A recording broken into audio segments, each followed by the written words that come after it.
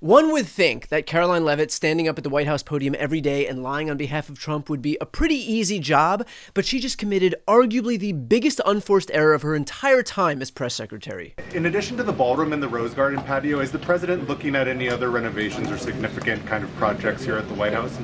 Not to my knowledge, no, but he's a builder at heart, clearly, and so his heart and his mind is always churning about how to improve things here on the White House grounds, but at this moment in time, of course, the ballroom is really the president's main priority. Quote, the ballroom really is the president's main priority. This goes for all of the independents out there, the Trump voters out there, the disillusioned Democrats out there who believe that Donald Trump was telling the truth when he swore up and down that he was so focused on delivering for regular people. Is this what you expected? That his, quote, main priority would be a $200 million ballroom? President Trump's new $250 million ballroom. Sorry, $250 million ballroom? It's about $300 million. Sorry, $300 million ballroom? Actually, it was raised, I think, $350 million. Sorry, a $350 million ballroom? At least that's what it costs today, but we can expect that number to change because, like everything else the White House has told us about this ballroom, the story changes every day, kind of like how the ballroom was never supposed to impact the original structure. It won't interfere with the current building. It'll be near it, but not touching it, and pays total respect to the existing building, which I'm the biggest fan of. It's my favorite place. I love it. Total respect for his favorite place, and construction won't interfere. Well, here's what that very respectful tribute to the existing building, which was Trump's favorite, looks like today. Or perhaps a zoomed out image might be more helpful in terms of showing you that Donald Trump's favorite place is quite literally gone. The East Wing of the White House no longer exists. Trump was asked about the bait and switch. Here's what he had to say. Many people were surprised that the entire East Wing is being demolished because you had said initially that the ballroom would just touch or would not. Well, touch certain it. areas What are being happened? certain areas are being left. We determined that after really a tremendous amount of study with some of the best architects in the world, we determined that really knocking it down, trying to use a little section. You know, the East Wing was not much. There was not much left from the original. It was over the course of 100 years, it was changed. The columns were removed, and it was a much different building. Then a story was added on in 1948, 1949. There was a story added on, which was not particularly nice. And the building was very, very much changed from what it was originally. It was never thought of as being much. It was a very small building. And rather than allowing that to hurt a very expensive, beautiful building that, frankly, they've been after for years, this is going to be probably the finest ballroom ever built. And we're doing it no cost to the country. It's being the money's being put in by me and donors. Very great patriots, actually. Well then, as long as he's paying for it, no harm, no foul, right? It's not like U.S. taxpayers are going to immediately reimburse him for the roughly $250,000 that he promised to spend. The New York Times is reporting this afternoon that President Trump is moving to demand that the Justice Department financially compensate him for the various federal investigations into him. So I guess when Trump says that he's going to shoulder the cost himself, that'll be after he demands the exact same amount of money from U.S. taxpayers. Convenient, huh?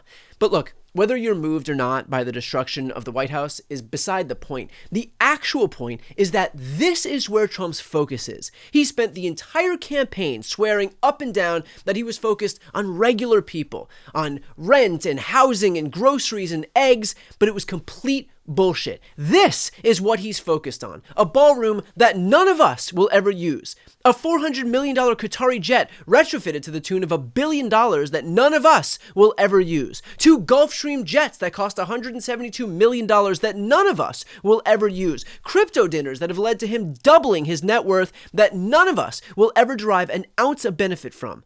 Don't you see who he's helping here? It is himself.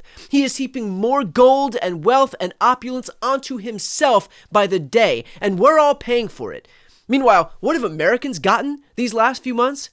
They've gotten their Medicaid gutted.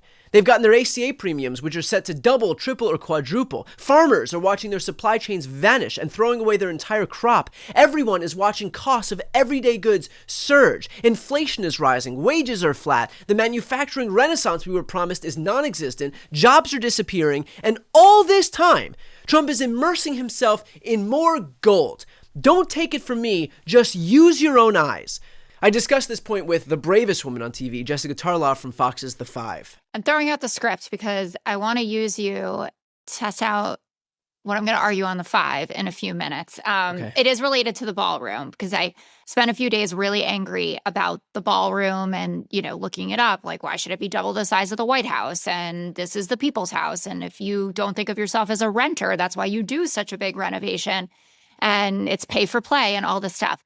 But is it exactly what Trump and Karoline Leavitt and all the mouthpieces want, is for us to be melting down about the ballroom and not talking about what you were brought up right off the bat, right? Like talking about how the farmers are getting screwed, talk about the cattle ranchers, talking about the tariffs, the government shutdown, saving people's premiums. I'm workshopping it. What do you think? I'll do it a lot better on air, but I think they are the same story. I think that Donald Trump, whatever he wants to get done, he gets done, right? He doesn't view anything as an obstacle to barreling ahead and accomplishing whatever his goals are, be it the courts, be it prosecutors, be it judges, be it attorneys, be it the Democrats, be it the law, be it the Constitution. He doesn't care about any of those things. When he wants to do something, he does it.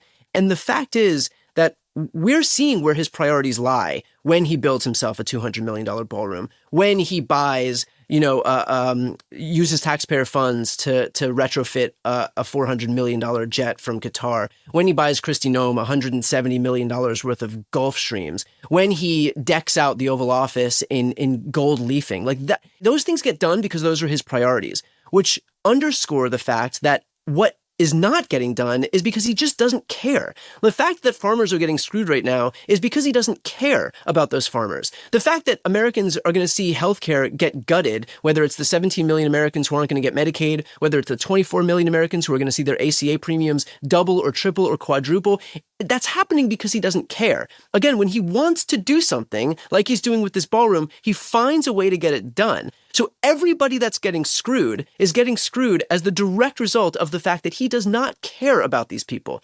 Like when he offered up these populist shticks when he was on the campaign trail, it's because he knew what to say. But he's always been a fake populist. He's always been out for himself. And the fact that he is just adorning his office with gold and surrounding himself with opulence and doubling his net worth is all the proof you need that he was perfectly content to screw over these people, to say whatever he needed to say, to sell them a bill of goods. But now that he's got what he needs from them, he's done helping them. So this is one of those rare instances where Trump and his team are actually doing a perfectly fine job unto themselves, broadcasting where their priorities lie. They have so much oozing contempt, open contempt for their voters, that even while they're screwing them over, which would be bad enough unto itself, disqualifying enough unto itself, they are actually bragging out loud about the fact that they just don't care. They're bragging that Donald Trump gets his precious ballroom while he fucks over everybody else who was foolish enough to believe him as he pretended to be a populist. So the next time you think for even a second that Donald Trump cares about anyone but himself, just remember, the ballroom is really the president's main priority.